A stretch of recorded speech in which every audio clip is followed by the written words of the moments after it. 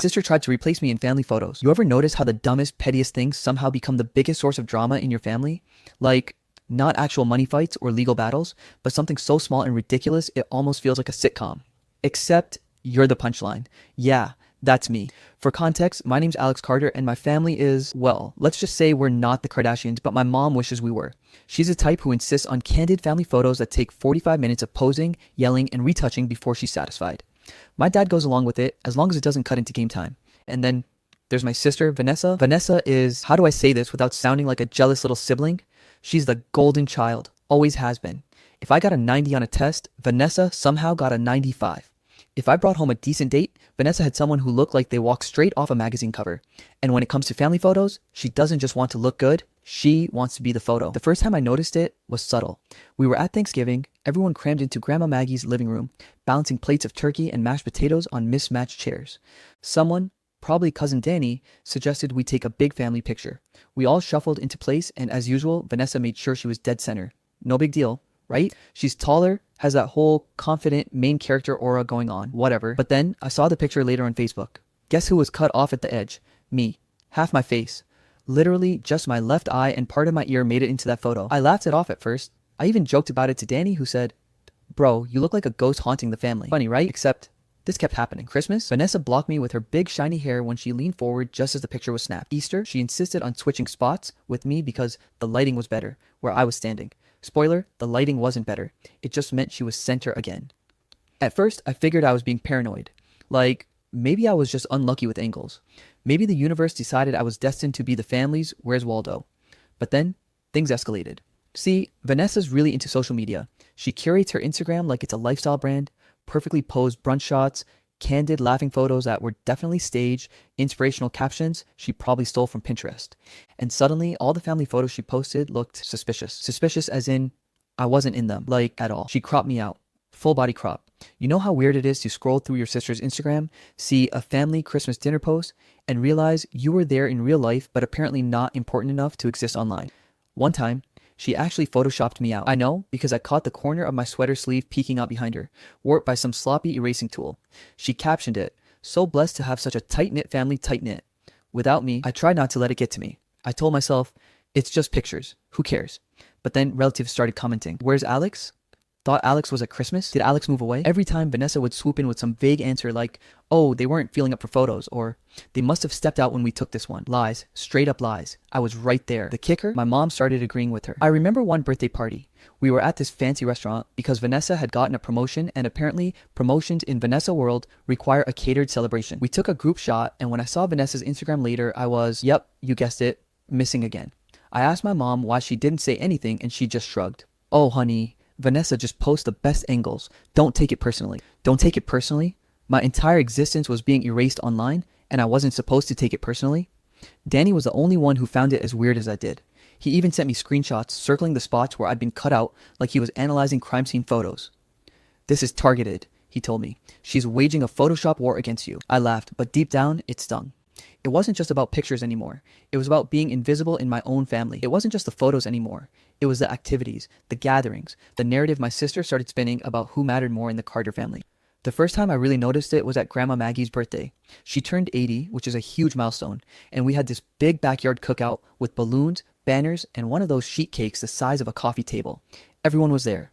Cousins, uncles, neighbors who I didn't even know we were still in touch with. At one point, someone suggested taking a siblings photo. I was standing there, plate of coleslaw in hand, when Vanessa said, "Oh, let's just do one with me and Grandma first. You know, because we live closer and I take care of her more." Which, okay, fine. She does live closer. But after she got her perfect little shot with Grandma, she suddenly said, "Actually, let's just keep it simple. Too many people makes it look messy." And just like that, the siblings photo became Vanessa and Grandma, while I stood there awkwardly holding my coleslaw like an unpaid caterer. Later that night, I saw the picture on Facebook with the caption, "Nothing more important than family #blessed." And guess who was nowhere to be found in the rest of the album? Me. It was like I hadn't even shown up. I tried to brush it off, but then came Christmas. My mom has this tradition where we all wear matching pajamas and take a family morning picture in front of the tree. It's cheesy as hell, but it's one of the only times we all look like we're having fun together. So there we are, me, mom, dad, and Vanessa, lined up like some Hallmark commercial gone wrong. The photographer, aka Cousin Danny, snapped a few pictures. And then Vanessa said, "Wait, let's get just one of me with mom and dad." Since I'm the one who decorated the tree this year.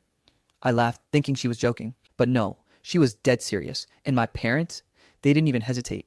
They smiled and shuffled closer to her, while I literally stood off to the side in my stupid red and green pajamas like some kid who wandered in from another family's house. That picture went straight to Instagram with the caption, "The Carters," as if I was a house guest who'd photobombed their cozy little unit. And the worst part, the comments. "Aw, such a beautiful family. Vanessa, you look just like your mom here. So sweet, you guys are hash family goals." Nobody even asked where I was this time. It was like people had stopped expecting me to be included. That's when I started thinking back to childhood. Because here's the thing, this wasn't new. Not really. It was just louder now because of social media. Growing up, Vanessa was always the shiny one. She was the straight A student, the cheerleader, the one who got invited to every sleepover. I wasn't a bad kid. I had decent grades, I played guitar, I stayed out of trouble. But compared to her, I was background noise. I remember one Christmas when I was maybe 10 and she was 12. We both wanted bikes. She got this brand new pink mountain bike with streamers on the handlebars. I got socks. My parents swore they just couldn't find the right bike for me. Vanessa spent the whole day riding circles around the driveway while I sat inside pretending I liked tube socks. Or my high school graduation, my name got called, I walked the stage and my parents clapped politely. When Vanessa graduated 2 years later, they rented a banquet hall, balloons, speeches, a freaking ice cream bar. Looking back, I realized the photo thing was just an extension of that favoritism.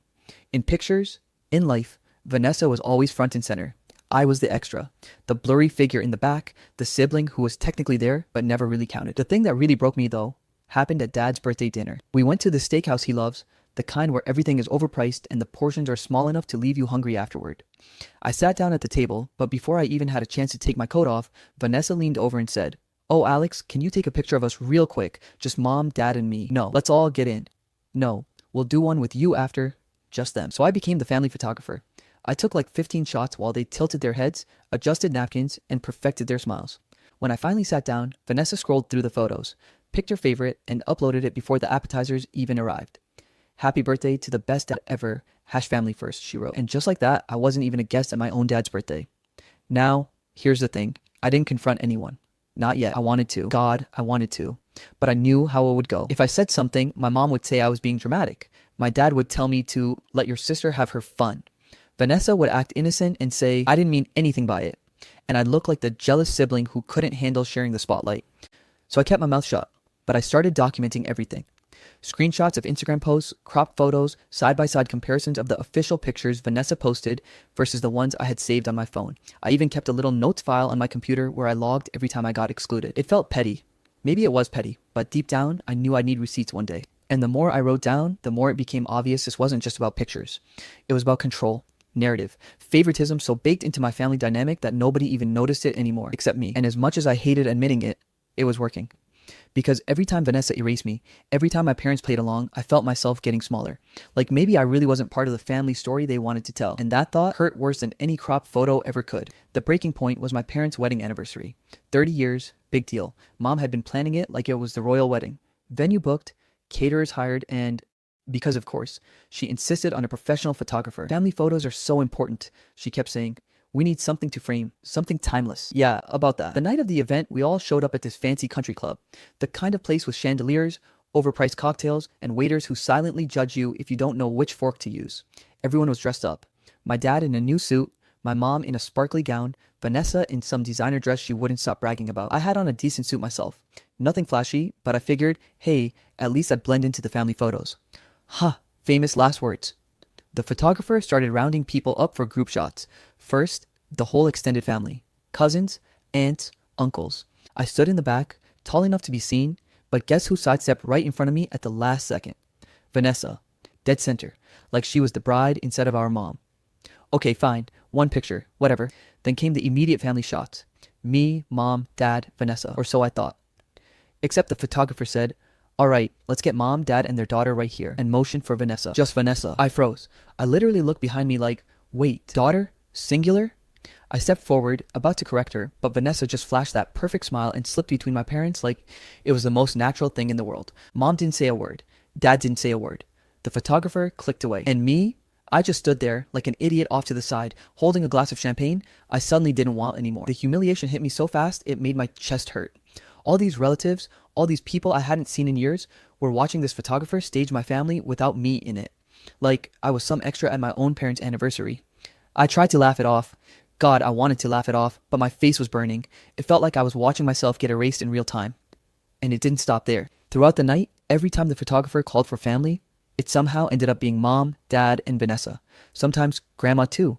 Sometimes cousins. But me?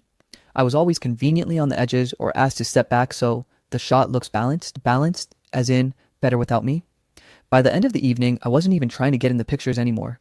I just hung back, sipping flat soda and watching Vanessa orchestrate shot after shot, pulling people in, directing poses like she was the damn photographer herself. And everyone let her. Later that week, the photos went up online. A whole curated album, courtesy of Vanessa, with captions like, "So proud of our amazing family and 30 years of love, couldn't ask for better parents." And me, out of maybe 50 photos, I was in 3. And even in those, I was blurry, half-blocked, or shoved to the edge like I'd photobombed a stranger's party. Relatives started calling, not me of course, my mom. "Elaine, I didn't see Alex in many pictures. Did they not come to the anniversary?" Mom told me this like it was a funny little anecdote. "People keep asking if you were there. Isn't that silly?" Silly.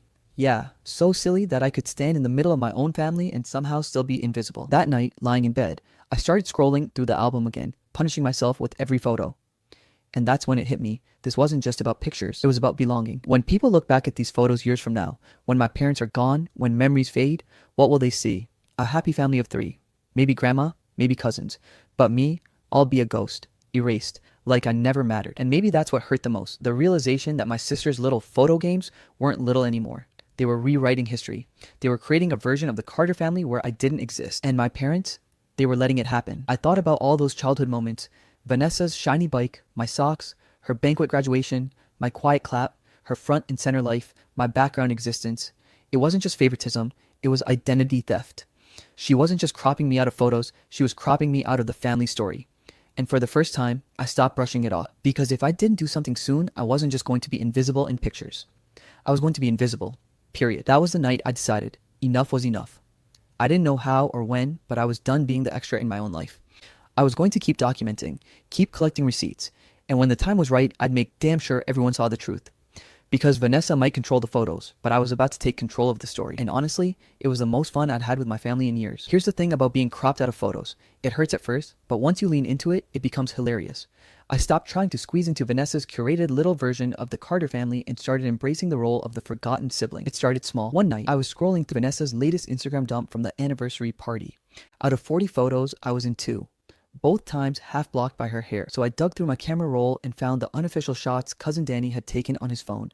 The ones Vanessa didn't control. And in those, I was everywhere. Laughing, eating, holding champagne like a cheap Bond villain. So I made my own post. Caption: crazy how I managed to attend my parents' 30th anniversary without existing.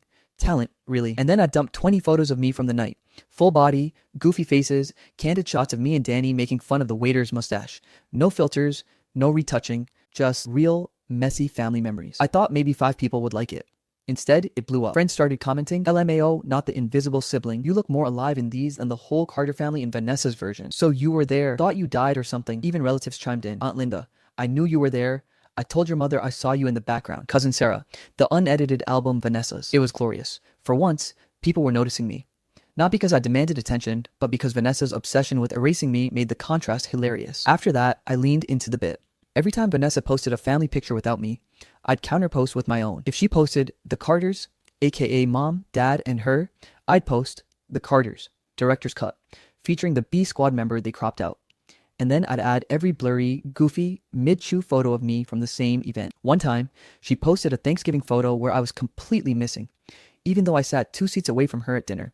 So I uploaded a picture of myself holding a turkey leg like Excalibur and captioned it, "Thankful for my invisibility cloak." It became a running joke. My cousins loved it. Danny especially. He started secretly sending me the raw photos before Vanessa could edit them, so I always had ammo. He even tagged me in memes like, "When you get cropped out of family photos but still show up at the will reading." My friends outside the family jumped in too. Anytime Vanessa posted, they'd flood the comments with, "Where's Alex? Justice for Alex. Add him back." Vanessa tried deleting comments, but the more she deleted, the funnier it got. People started screenshotting the deleted ones and sending them to me. The turning point came at Easter. Tradition in my family. Pastel outfits, egg hunt, giant ham, the works. Of course, Vanessa made sure she was in charge of photos. She wore this light blue dress, dragged mom and dad into the garden, and staged a photo shoot worthy of a magazine spread. When the pictures went online, the captions were peak Vanessa. He is risen and so is family love, and me, gone. Again. So I posted my own Easter dump, me squatting in the yard with bunny ears, me balancing an egg on my forehead, me pretending to baptize a chocolate bunny in a glass of milk. Caption, he is risen and so am I, though you wouldn't know from Vanessa's post. That one went borderline viral. Friends of friends shared it. Old high school classmates DM'd me like, bro, I'm living for this saga. Even coworkers who never interact with my stuff started commenting, we stand the forgotten Carter sibling. It was like I'd unlocked a whole new identity. Not just Alex, the overlooked one, but Alex, the sarcastic underdog striking back with petty humor. Here's the kicker though. Vanessa hated it. At first, she tried to ignore me, pretend my post didn't exist, but then family members started teasing her at gatherings. Careful, Vanessa, don't crop Alex out again. Alex, you posting the director's cut later? She'd laugh it off, but her jaw would tighten. Her eyes would do that thing where they look like daggers. Then she tried to counterpost me. She uploaded a set of Easter pictures with a caption like, love my whole family, even if some people think they're comedians. Except the damage was already done. Everyone knew. Everyone saw the pattern. And the more she tried to downplay it, the more obvious it became. By summer, it had turned into a full-blown family debate. At a barbecue, my uncle pulled me aside and said, hey, I never realized how much you got left out until your posts. Honestly, good for you for speaking up, even if it's with jokes. Even Grandma Maggie, bless her heart, whispered to me, don't let your sister erase you, Alex. You're just as much a Carter as she is. Meanwhile, Vanessa was losing her grip. She couldn't curate the family narrative anymore without people noticing my absence. And ironically, all her attempts to erase me had the opposite effect. I was more noticeable than ever. People were looking for me in the photos now. If I wasn't there, they demanded to know why. If I was there, they cheered like I'd made a celebrity cameo. I wasn't just the forgotten sibling anymore. I was the comeback kid. And honestly, it felt good. Not just the attention, though, yeah, that was nice, but the control. For once, I wasn't begging for scraps of recognition. I was flipping the script, turning my sister's pettiness into my platform. I didn't need to blow up at her. I didn't need a screaming match. All I needed was humor, receipts, and the internet's love for underdogs. Vanessa might have had the spotlight, but I had the narrative. And the best part, she gave it to me. Every crop, every Photoshop, every oops, no Alex in this one, was just more fuel for my petty revenge. By the time summer ended, I wasn't invisible anymore. I was unforgettable. It happened at my cousin Sarah's graduation party. A big deal, she was the first in our generation to finish med school. Everyone flew in. Aunts, uncles, cousins. Even Grandma Maggie got dressed up in a floral blouse she swore she'd been saving for a good occasion since the Bush administration. And of course, Vanessa was in charge of photos. I told myself I'd let it go this time. It's Sarah's day. Don't make it about you, Alex. Just eat the shrimp skewers, smile politely, and avoid the camera lens altogether. But then it happened again. The group photo. All the cousins lined up. Sarah in her cap and gown, Vanessa front and center with her glossy curls, even Danny holding the family dog for extra cuteness points. And me, nowhere. I had been standing in the lineup, I remember, because Sarah tugged me by the sleeve and said, Alex, get in here, don't be a stranger. Yet when the picture popped up on Vanessa's Instagram an hour later, it was like I'd been erased by divine intervention. Caption, proud of my cousin Sarah family forever. Except, apparently, forever didn't include me. That was the moment. The exact second something in me snapped like a cheap folding chair under a drunk uncle. I didn't pull Vanessa aside quietly. I didn't text her later like, hey, can we talk? No. I went full mic drop mode. Because here's the thing. When you've been humiliated in silence for years, sometimes the only option left is to detonate in public. So I did. Right there in Sarah's backyard, while people were still clapping for her graduation speech, I cleared my throat and said loud enough for 3 picnic tables to hear. Hey, Vanessa, quick question. Did I die, or are you just allergic to including me in family photos? The yard went silent. Even the dog stopped barking. Vanessa blinked at me, holding her phone like I'd just accused her of a federal crime. What are you talking about? I pulled out my own phone and opened Instagram. Oh, I don't know, maybe this? Sarah's graduation pic. Funny, I was literally standing 2 people away from you, but here I am, chopped out like a bad ex. Gasps. Actual gasps from the family peanut gallery. Mom tried to laugh it off. Alex, honey, not now. No, Mom, I said louder this time, now, because this isn't just about one picture. This is years of pictures. Every event, every gathering, every milestone, you can scroll through Vanessa's feed and pretend I don't even exist. Hell, some of our extended family only knows I'm alive because I started posting my own receipts. I flipped through my posts, shoving my phone in the air like evidence at a trial. Thanksgiving, Christmas, Dad's birthday. Every single time, Vanessa makes sure I'm either cropped, blurred, or missing entirely, and I'm sick of it. The crowd murmur started then.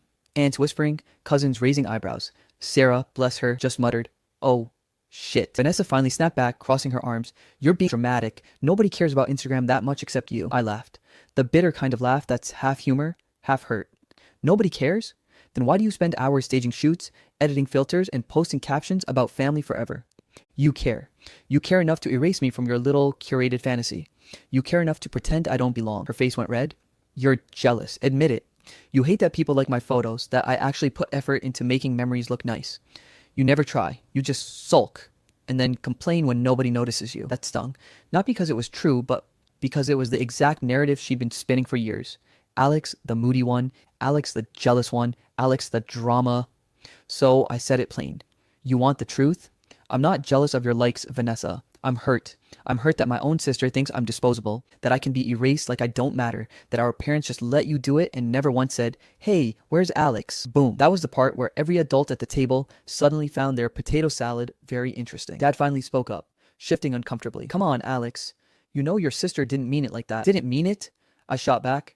"You've seen the photos. You've seen me cropped out. You've sat there while she called me dramatic anytime I brought it up. So tell me, Dad, if she didn't mean it, why did she keep doing it?" Silence. Mom tried again. "We just didn't want to get in the middle. It's between you two." "Exactly," I cut in. "You didn't want to get in the middle, so you let her erase me. You let her control the narrative of what this family looks like. And guess what? In her version, I don't exist." By now, half the cousins were openly nodding, while the other half were glued to Vanessa's face, waiting for her comeback. She gave it her best shot. "Maybe if you weren't so awkward all the time, maybe if you actually participated instead of sitting on the sidelines, I wouldn't have to crop you out. You ruined the vibe, Alex. That's why." And there it was. The rawest, ugliest truth she'd been dancing around for years. I could have yelled, I could have cursed her out, but instead I just said, "Wow, thanks for finally saying it out loud. I ruined the vibe. That's all I've ever been to you." Danny, bless his chaotic soul, muttered, "Kinda makes her vibe look worse, honestly." That cracked the tension just enough for a few chuckles to escape, but the damage was done. The sides were drawn. Aunt Linda stood up for me. "He's right, Vanessa. I've noticed it too. You're obsessed with appearances and it's cruel." Uncle Rick jumped in for her. "Oh, come on, it's just pictures. Alex is making this into a Greek tragedy." Grandma Maggie, queen of timing, banged her cane on the table. "Enough. Pictures matter, memories matter, and Alex matters. You don't erase family, not for aesthetics, not for anything." Mike dropped. The rest of the party was a blur. Vanessa stormed off to the bathroom, Mom chased after her, Dad tried to do damage control, and I just sat there shaking. Half from adrenaline, half from years of bottled up hurt finally spilling out. The fallout started immediately. Some cousins came up and hugged me, saying they were glad I spoke up. Others gave me the tight-lipped, "we'll talk later" look. Vanessa refused to speak to me for the rest of the night. The car ride home with my parents was silent, except for Mom's occasional sighs. Nobody wanted to touch the bomb I dropped. The next day, radio silence. No texts, no calls, just awkward distance. Like, we were all pretending nothing had happened while also knowing everything had changed. And that's how it's been since. Splits, sides. Some relatives check in with me more than ever. Others avoid me like I'm radioactive. Vanessa hasn't posted about me since, but now everyone notices when I'm not in her photos. Do I regret it? Not really. Because for once I wasn't silent. For once I didn't swallow the humiliation. I said what needed to be said, even if it blew up the family vibe. And maybe, just maybe, that's better than being invisible. After the blow up at Sarah's graduation party, life didn't just go back to normal. It couldn't. Once you throw a grenade into the middle of a family event and call out years of favoritism in front of 50 relatives and a sheet cake, there's no stuffing the pin back in. The silence afterward was deafening. For weeks, my phone barely buzzed. No, "how are you feeling?" text from my parents. No random check-ins from Vanessa. Not even the usual family group chat spam with blurry pictures of casseroles and Dad's golf scores. It was like I'd been put in timeout at age 30. But here's the thing. Instead of feeling miserable about it, I felt lighter. For the first time in years, I didn't have to tiptoe around Vanessa's moods or brace myself for another round of photo erasure. I didn't have to pretend I didn't notice. I had finally ripped the curtain down and everyone had seen what I'd been living with all along.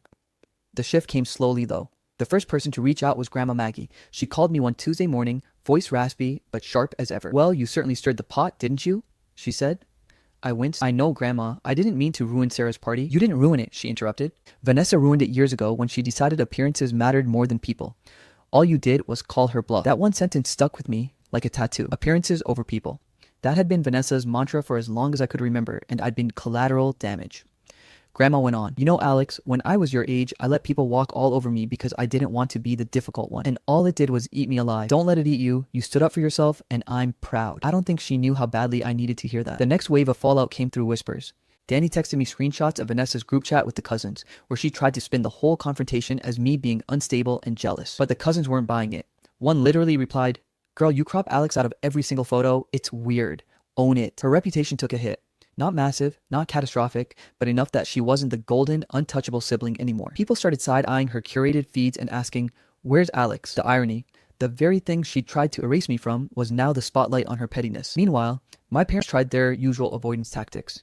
We had dinner 2 weeks later and the vibe was painfully fake. Mom overcompensated with too many mashed potatoes. Dad kept clearing his throat like he wanted to say something but didn't. And I just sat there sipping water, daring them to address the elephant in the room. Finally, I said, "We can't keep pretending that nothing happened." Dad sighed. "Alex, we just want peace. Family's supposed to be about unity." "Unity?" I laughed. "Dad, unity doesn't mean letting one person erase another. That's not peace, that's favoritism with a bow on it." Mom's fork clinked against her plate. "We didn't know how bad it was." I met her eyes. "That's the problem. You didn't want to know. It was easier to let Vanessa control the narrative than admit that I was hurting. But I'm not playing invisible anymore. If you want me in this family, then I need to be treated with respect. Period." It was the first time I'd ever set a boundary with my parents, and the silence that followed was terrifying. But you know what? They didn't argue. They just nodded, like they finally got it. As for Vanessa, well, she didn't take it gracefully. When I finally saw her again at another family barbecue, she acted like I was a stranger, barely said hello, didn't look at me during conversations, and of course tried to orchestrate pictures without me. Except this time, the cousins called her out right there. "Vanessa, stop cropping Alex," Danny said as we posed for a photo. "It's creepy. They're literally standing right here. If you don't want them in your pictures, then just admit you don't care about family because that's what it looks like." The photographer, an uncle with a shaky iPhone hand, chuckled nervously. Vanessa's face went beet red, and for once, she couldn't spin it. Everyone was watching. Everyone knew.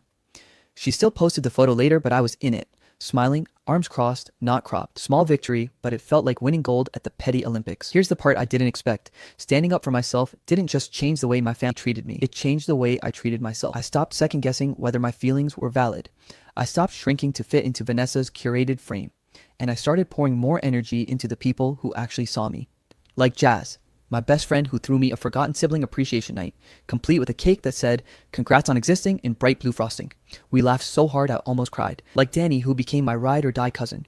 He started tagging me in every family memory with captions like, "Yes, Alex exists. Shocking, I know." And like Grandma, who mailed me old photo albums with handwritten notes, "Proof you've always been part of this family. Don't forget it." Those moments reminded me that family isn't just blood. It's the people who choose you, who value you, who don't crop you out when it's inconvenient. So here's where I'm at now. Vanessa and I, we're not close. Maybe we never will be. She's still obsessed with curating her perfect little version of reality, and I've accepted that's her problem, not mine. My parents are trying, slowly. They slip up sometimes.